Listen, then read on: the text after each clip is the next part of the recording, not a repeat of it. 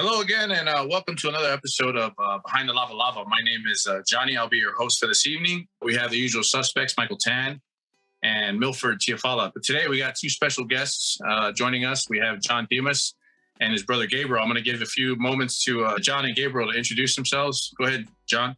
Start with you. JohnDemas, 25 years old, live in Western Utah. 12 siblings. Nice. And that's me. Hello, everyone. My name is Gabriel, older brother to John, living here in Utah, as they mentioned. But I'm in West Valley now, and I'm married. OD. Hey, OD. John, Gabriel, you guys have any kids, wives? And I know Gabriel said you're married. Do you have any children? Yes, my wife has kids, 5 of them.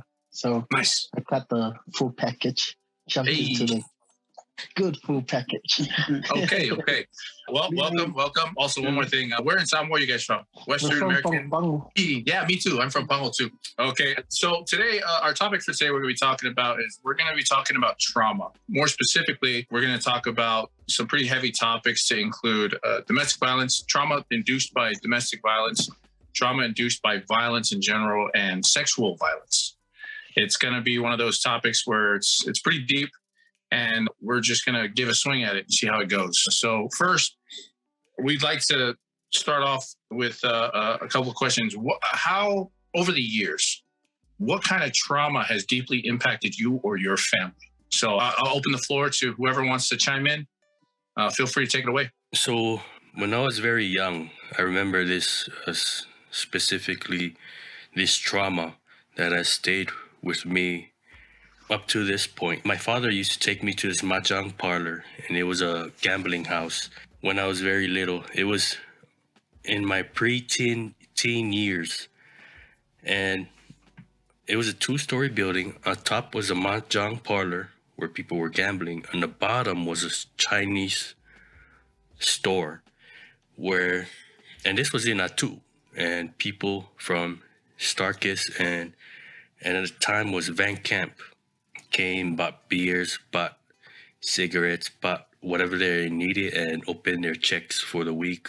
There used to work this Chinese dude. He was probably in his early 20s. And what stood out to me was I was very young. I always went down to the store and helped out, selling stuff. I was also assisting in cashiering. But the thing that he always did,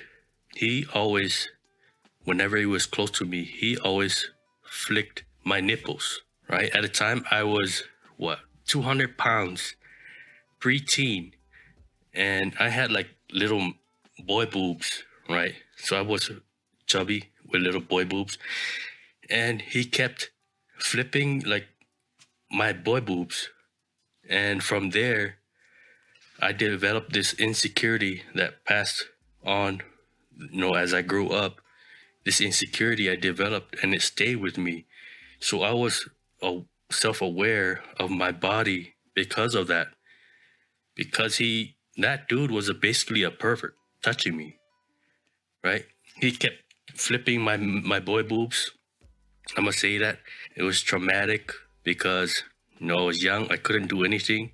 He was a grown adult. I couldn't turn to anyone because my father was Chinese. We had a language barrier. I couldn't tell him. So, yeah, I know people thought, there's a fight or flight.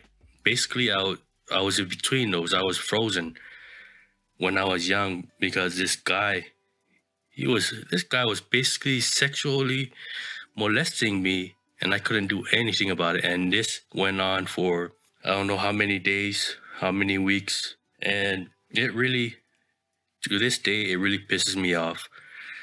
If I met him, I would probably strangle him because it's like a grown up being insecure of my body because of that idiot. But now as an adult, I've overcame that. I don't care about my man boobs anymore. I'm 320 pounds, and I don't care about my man boobs anymore. I'm an adult, and yeah, it's funny to hear, but these little things, it's traumatic.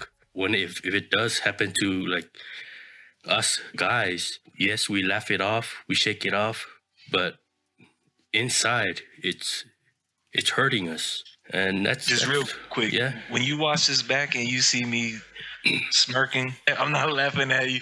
It's just because knowing you and how serious you are, and just hearing you say "boy boobs." Love you. Don't say "boy boobs." The words just don't mix.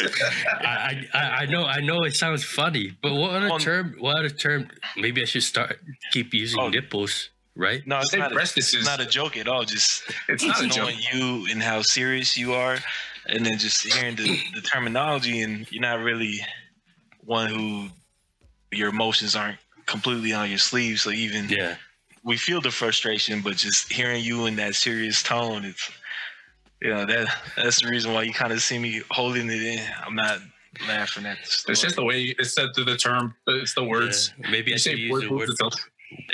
No, I mean, this was happening. And the funny thing is you probably remember specific instances and scratch moments that don't really apply to anything, and you'll keep with yourself those memories for a long time, and it affects you as an adult. That's the problem, is that it lingers. Yeah, as an adult. And to answer T, this was my preteens, maybe 8 or 10. I don't remember, but it's clear in my head that this happened to me when I was a little kid, and I couldn't do anything about it. See, that's the problem. Now, anybody else have anything? I mean, you don't have to share. It doesn't have to be nothing deep or nothing. Part of the reason why we talk about stuff like this is so that it comes out in the open. A lot of times, especially in the Samoan community, these topics, it keeps getting hushed and shoved under the rug, pushed to the side. A lot of it has to do with saving face. It's very shameful. It makes our family look bad, especially when it happens or it occurs inside of a family. That's the worst part of it all. And so it's predation, essentially is what it is. And I feel like I'm beating a dead horse when you say stuff like we're bringing awareness to it, because we as a society, in American Samoa specifically, since a bunch of us are, it's one of those topics that's always there. You see it in the news constantly. There's sexual assault happening. And I was kind of trying to gear this to a generalized statement, and then we'll focus on a more narrower viewpoint eventually, because we're sticking primarily through trauma, and trauma by way of violence or assault, which up and includes sexual assault. So does anybody else have anything they want to add on to that? Michael, thank you for your input. It can be anything to include, like for us married folks, or even with relationships. Have you guys have any instances of domestic violence? I know for me, at one point in time, they say the first 2 years of marriage is always the hardest. My wife and I have been married for, I think we're going on 13 years now. We just hit 12. I'm not gonna lie, those first 2 years were really, really, really difficult. And if you guys know me or were around me, especially Manu and them, we've had our ups and downs, Being married to a Samoan woman they come hardwired to be pretty outspoken. They're pretty firm in their ways, and thankfully it didn't got overly physical. There was no cops involved, but there are a few times where there was, in the heat of the moment, there's a little bit of shoving going on. I wouldn't constitute that as a really locked in domestic violence case, but there was still animosity. There was definitely signs of anger that wanted to be expressed in a more physical way, and it was just had a lot to do with patience between both of us. I mean, it was hard, but eventually I think my wife and I are in a better place. So we talk about stuff a lot. We adjusted to each other. The time together, the memories we've made have come to put us in a little niche that we're cruising along in. We're just trying to succeed together as a family. But it was hard at the beginning. There were some pretty strong opinions. My wife's a pretty opinionated person. I'm kind of opinionated, kind of firm a little bit sometimes. I like to be the voice of reason. I tend to not be as smart as I think I am. Not that smart. And I get proven wrong a lot. So in that instance, I never seen myself to physically hurt my wife or anything like that. But there are a few times where I just got so upset. I just wanted to walk away, just throw away the whole marriage just because I was upset at the time. Throw away the family unit, the time with my children, stuff like that, all because I was upset. It happens to the best of us. But I mean, I've never considered myself to be so strongly opinionated about another person until I met her, and now I do. So, I mean, that's something to do with me. Do you guys have any other instances of any kind of trauma at all? Not me particularly, but just there's been quite a few Samoan girls that I've talked with or dated or whatever, or just hung with, and like it is crazy. Like they confided in me about uncles or cousins touching them, or in one case even raping them. And I'm just like, damn, I thought the odds of meeting one person who went through this, I probably would have run into another one. But it's at least 4 or 5 young Samoan ladies who told me about family members assaulting them. And it is, man, I can't even tell you what I'd do if I ever found out something like that, happened to a family member. It's just sad to see. And most of these, pretty much all these young women I'm speaking on, they're members of the church as well. And I can only assume that those family members are church members. I'm not saying that expect perfection from our religion, but I didn't think it'd be so current so much. It's just terrible, man. Like, especially us as protectors, but most of us Polynesian men, we want to look out for our own, protect, especially the women, our mothers, our sisters, our daughters. But then this stuff is happening right under our noses and behind our backs. And man. And the worst part is you see it on a regular basis. Like, I don't know if you guys keep up. I keep up regularly. I just see it. It pops up on Facebook, on the feed. The news in American Samoa. Samoa News, V103, Talane every now and then. But these articles, you see it constantly on there. Sexual assault. Happens a lot. And it's become more vocal. Even to the point of like grooming. I read an article just recently where one of the victims had tried to attempt to commit suicide because one of the family members had found out about it, and they were, in a sense, allowing it to happen. So, I mean, I don't know. Yeah, there was a case in American Samoa. The girl was, I think, 12 or 13. They found out she was pregnant, and she ended up killing herself. And the uncle was the father, and I think he was in his 30s. So this is prevalent in American Samoa. I saw a TikTok recently of Tongan Fafafine. The Fafafine was washing dishes, and I guess the uncle kept coming and touching the Fafafine's butt, and the uncle didn't know that he was being recorded. So there are a lot of cases like these. It's being pushed under the rug, on the hush-hush, because Samoan community likes to protect family, even the perverted uncle. And I think us as a community, we have to be careful with who we assign that title to, that uncle title to. Don't be calling everyone uncle. When you introduce your kid to someone, don't introduce them as uncle. Make sure that person, you actually have a tight relationship with them before you introduce your daughters to them by saying, oh, this is Uncle who and who. Because now that your daughters or your kids, they developed this connection, like, we're family, I should trust that person. Our kids shouldn't be willingly trusting people that we consider family, right? So that's some thoughts. What about you guys, John, Gabriel? What do you guys think? Honestly, like, I don't really feel comfortable, talking about. That's fine. That's totally fine. Do you have any general or broad opinion? With everything that you guys are talking about, 100%. I really do. And I do also have experiences relating to trauma, sexual abuse, all that stuff.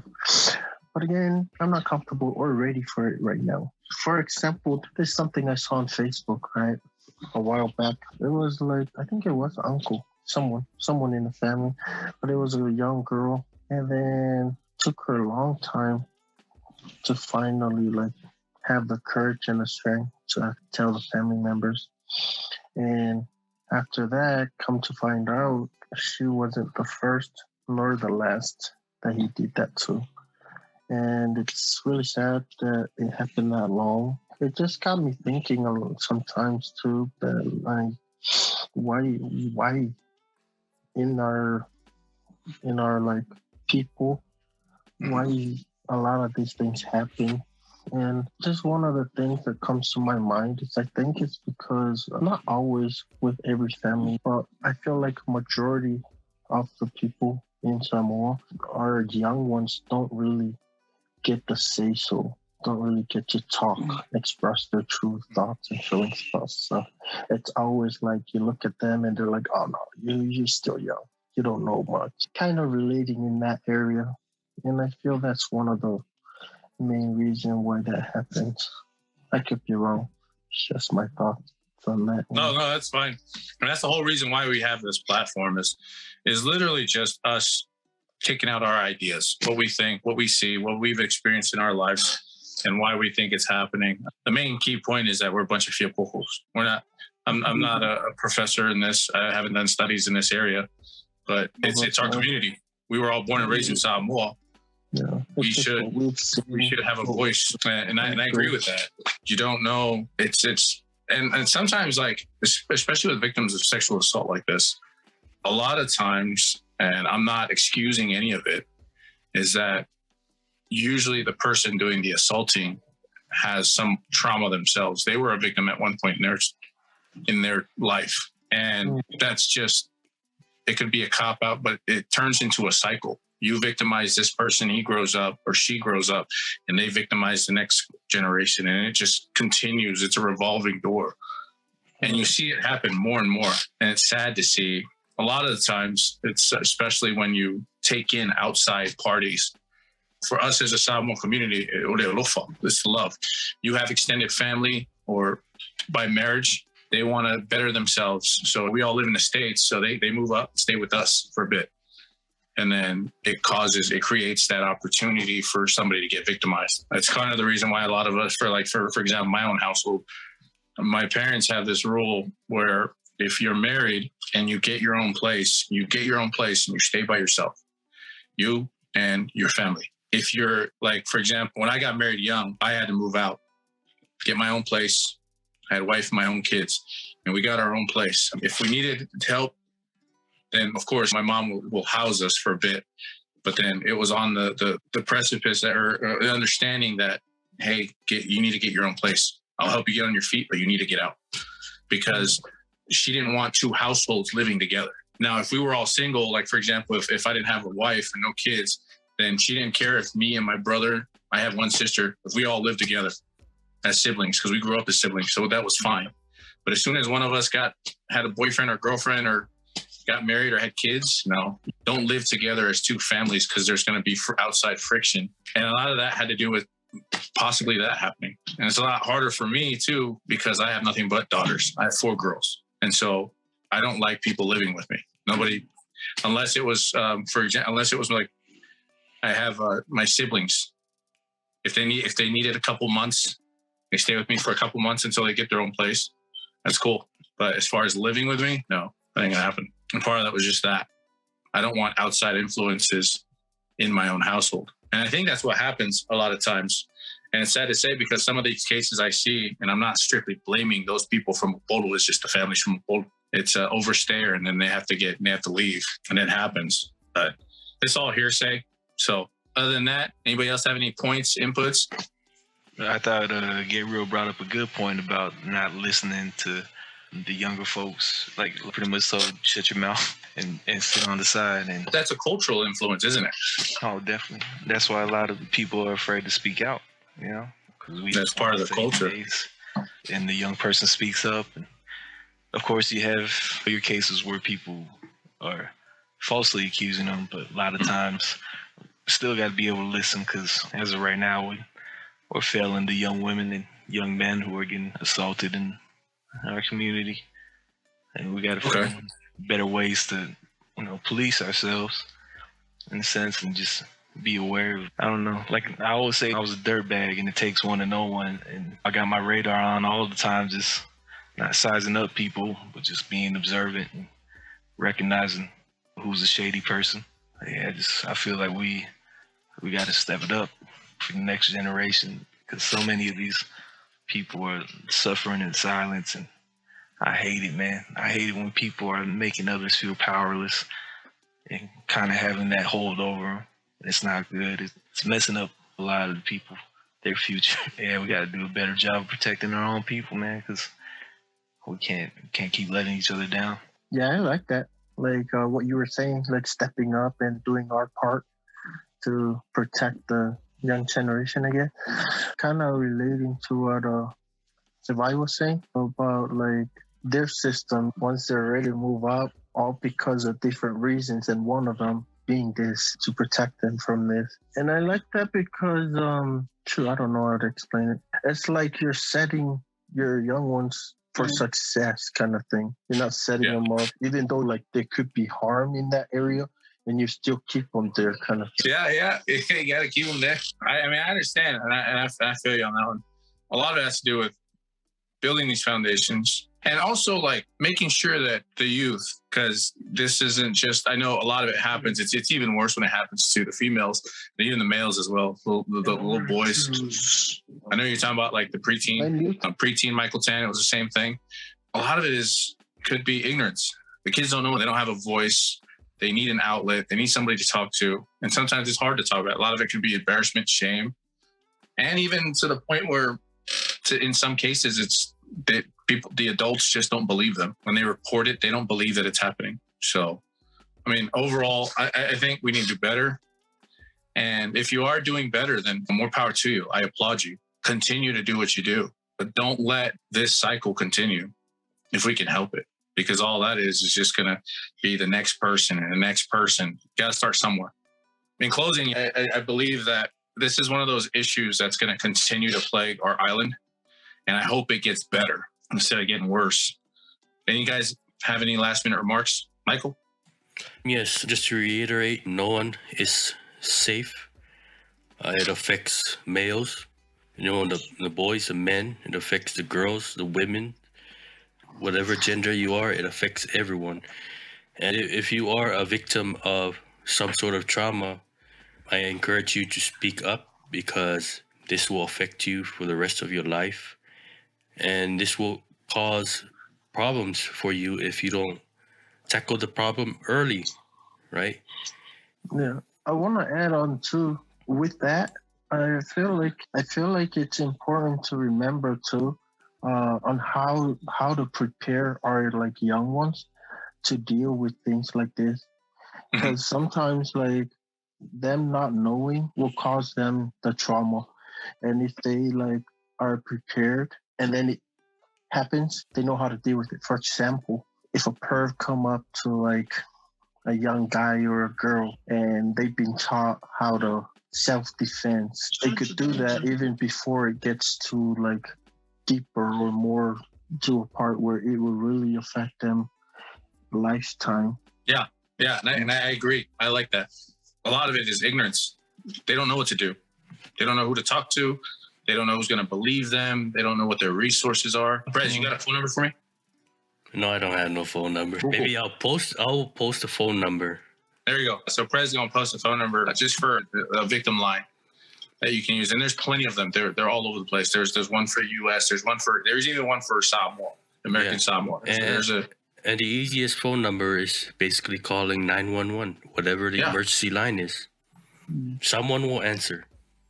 Call and report. Don't be afraid to report. Eventually, that's what it comes down to. Sometimes you think to yourself, I mean, if I say something now, then it's going to tear my family apart. Sometimes that's what you need. It's what's needed. So yeah, you need that to break the cycle. Yeah, definitely. Raise them to break the cycle. My name is Johnny. I'm going to leave you with those messages. Please catch us on our next episode. This is Behind the Lava Lava. Sign off.